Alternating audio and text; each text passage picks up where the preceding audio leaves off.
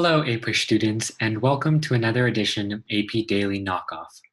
My name is Stanley Wong, and I am a San Marino High School 11th grader currently enrolled in Mr. Peter Piconi's AP US History course.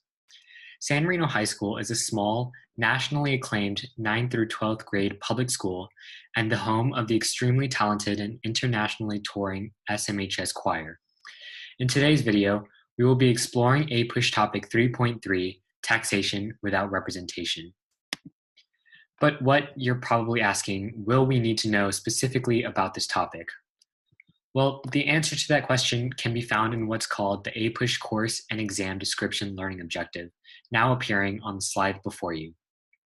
In other words, by the end of this video, and especially for the May APUSH exam, you will need to be able to explain how British colonial policies regarding North America led to the Revolutionary War. But before beginning my presentation on topic 3.3 and the related learning objective, I want to take a second and describe how I plan to proceed. First, I'm going to describe in one sentence the phrase taxation without representation. Then, I'm going to describe some background relating to this phrase, focusing primarily on the factors that led up to its first major use in the colonies. Then I'll describe the phrase taxation without representation in detail.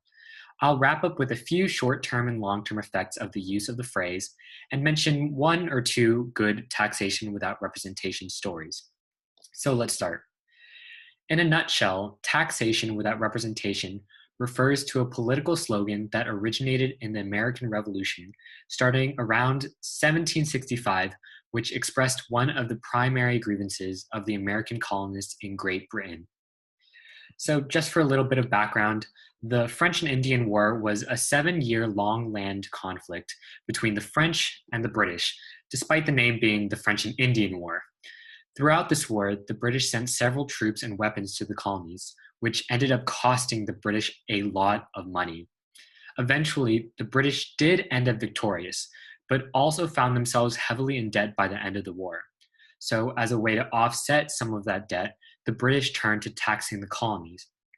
But this wasn't the first time that taxes were imposed in the colonies. There were several taxes placed on the colonies before, such as the Molasses Act in 1733. But many colonists didn't take these taxes seriously, nor were they heavily regulated by the British government.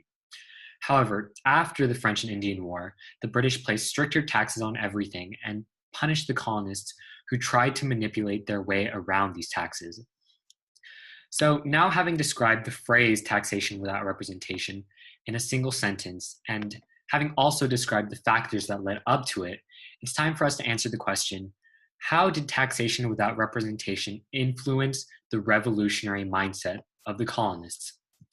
And the answer to this question can be found in Key Concept 3.12a, which states that the imperial struggles of the mid-18th century, as well as new British efforts to collect taxes without direct colonial representation or consent, and to assert imperial authority in the colonies, began to unite the colonists against perceived and real constraints on their economic activities and political rights.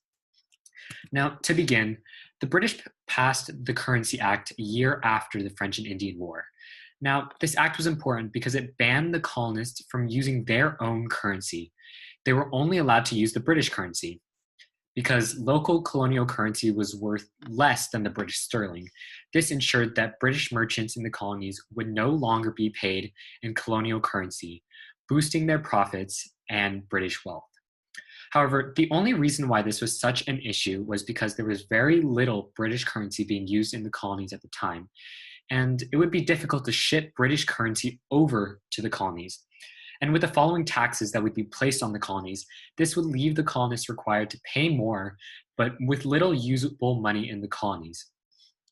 Now, following the Currency Act, the Sugar Act of 1764, also known as the Revenue Act, was the first act imposed by the British Parliament. This tax was placed on foreign goods such as sugar, of course, as well as certain wines and coffee.